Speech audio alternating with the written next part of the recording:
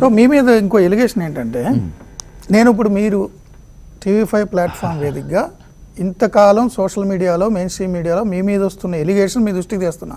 Please మీరు answer చేయాలని. డెఫినెట్గా. మీరు వాళ్ళు ఫస్ట్ మొదలెట్టిందే వీడియోలో ఒక దురుద్దేశంతో అని. ఇప్పుడు అదేదో పిజ్జా అలౌ చేయలేదు ఒక రెస్టారెంట్లో, కానీ ఆ వీడియో మీరే క్రియేట్ చేసి మీరే పెయిడ్ ఆర్టిస్టులను పెట్టి దాని ద్వారా లబ్ధి పొందారు. ఇలాంటివి ఆరోపణలు వస్తున్నాయి.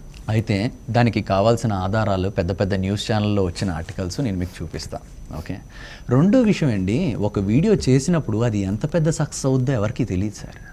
ఓకే, సక్సెస్ అవుతుందో లేదో అన్న తెలియని దానికి అంత డబ్బులు ఖర్చు పెట్టి చేస్తాం. దానికి ఎన్ని వ్యూస్, 1 మిలియన్ వ్యూస్ రావచ్చు, 10 మిలియన్ వ్యూస్ రావచ్చు. మనకు ఎవరైనా గ్యారంటీ ఇచ్చారా? మరి నేను ఏ ఉద్దేశంతో దాని మీద అంత డబ్బులు పెట్టి నేనే కావాలని చేసుకొని ఫలక్నామా ప్యాలెస్కి తీసుకెళ్ళి అంత ఇది చేసి నేనే కావాలని ఏ ఉద్దేశంతో చేస్తాను అనుకుంటున్నారు మీరు? అంత డబ్బులు ఖర్చు పెట్టి పిజ్జా సంథింగ్ తమిళ సినిమా నేను చూశాను అప్పట్లో. అయితే ఆ పిజ్జా షాపు ముంబైలో స్లమ్స్ ఉన్నాయి.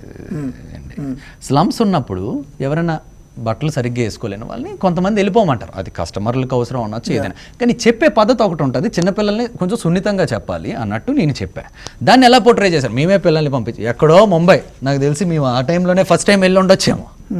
ముంబైకి మాకు సంబంధం లేదు. నేను ఇక్కడ ఆంధ్ర, తెలంగాణ ఇంతవరకే మాకు ఇది. వేరే దగ్గరికి వెళ్ళాల్సిన అవసరం కూడా లేదు. మేము క్రియేట్ చేసి అనడం వల్ల ఇప్పుడు అది విన్న ఎంతమంది. ఈరోజు నేను చెప్తాను సార్, ఈరోజు నేను చెప్తాను, ఆ ప్రూఫ్లని మీకు చూపిస్తాను, ఆ ప్రూఫ్లని మీకు చూపించాను. లేదు ఇది నిజమనేసి మీరు అంటారు. కానీ ఒకరు వేసిన ఎలిగేషన్స్ వల్ల మాకు జరిగిన నష్టానికి ఎవరు బాధ్యులో అంటాను నేను. ఇప్పుడు ఇదే మెయిన్ స్ట్రీమ్ మీడియాలో వేసిన తప్పుడు ఆరోపణలు అన్నిటికీ మాకు జరిగిన నష్టానికి ఎవరు కారణం? సో ఇంకా ఎవరు బాధ్యత వహిస్తారు? ఎవరు బాధ్యత? ఇలా చెప్పుకుంటూ పోతున్నారు, వాళ్ళని ఖండించట్లేదు. మరి ఇలాంటి వాళ్ళని అరెస్ట్ చేయాలా వద్దా?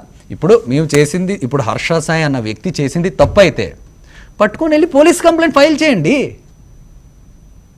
అంతేగాని ఒక పర్సనల్ ఎజెండా పెట్టుకొని ఒక బెట్టింగ్ ఇది ఒక పొరపాటు